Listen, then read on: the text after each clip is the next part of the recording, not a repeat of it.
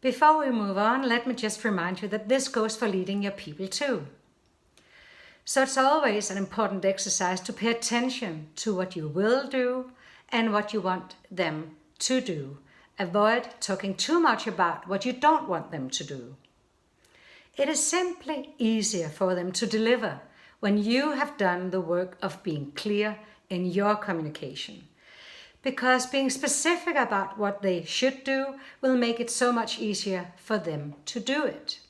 Also, then you are sure not to cause them to feel bad or to worry by being more positive in your perspective. And as you might have just noticed with working with your goals, just because you know what it is you want to avoid is not the same as knowing what you do want.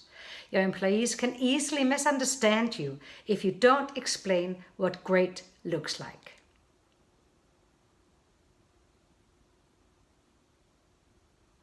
We will now avoid the 3 pitfalls.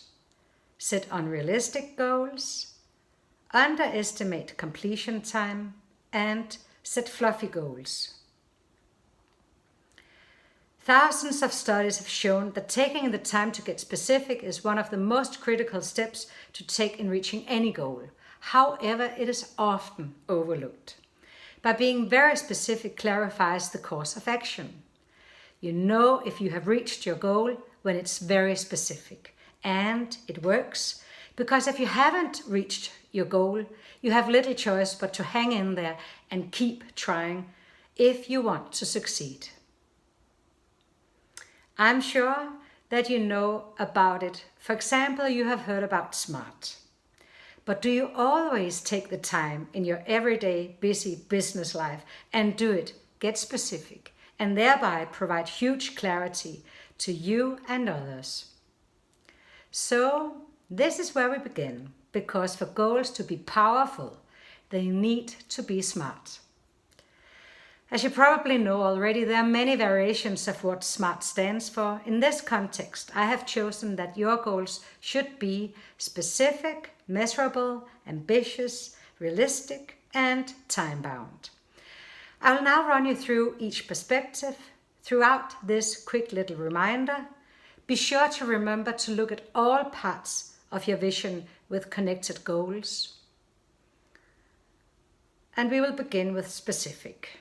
Your goals must be both clear and well defined, because vague or generalized goals are unhelpful since they don't provide enough direction. Remember, you need goals to show you the way. So make it as easy as you can to where you want to go by defining precisely where you want to end up. So what does success look like? How do you know when you have succeeded? Spell out what you want in detail, and I'll give you a moment to see if you can spot even more with this in mind. Hit pause to work.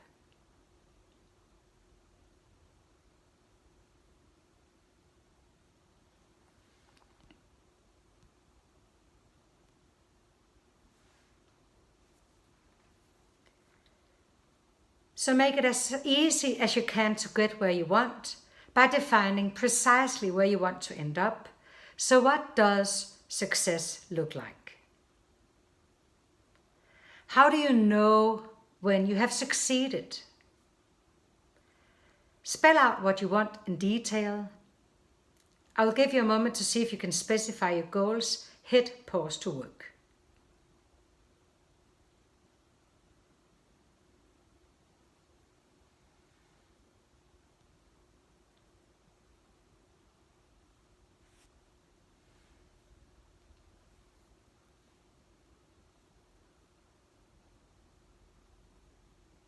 So, what does success look like? How do you know when you have succeeded? Spell out what you want to achieve in detail. I'll give you a moment to specify your goals even more with this in mind. Hit pause to work.